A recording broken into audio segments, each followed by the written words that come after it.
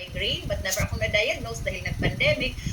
Talagang ano ko siya, tinitiis ko. I take two tablets or capsules of ibuprofen every day kung every day siya sumasakit para lang just to relax, and then di ako mapapraning na parang may lulupok dyan sa loob ng ulo ko kasi on the left portion of my head talagang sobrang masakit. And itong second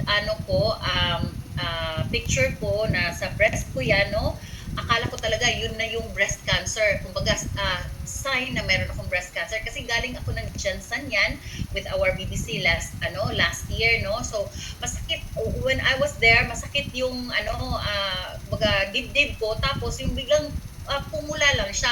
Hindi ko man siya ginagalaw, tapos hanggang dito sa kilay ko, no?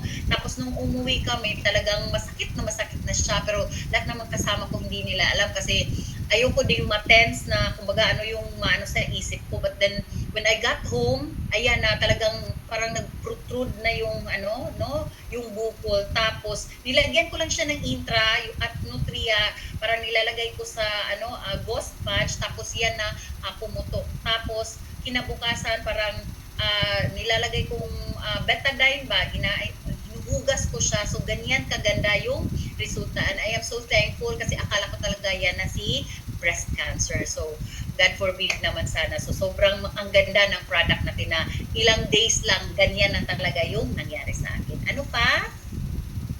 So yes lang ako ng yes, di ba? Dapat maging teachable ka. So ayan yung upline ko.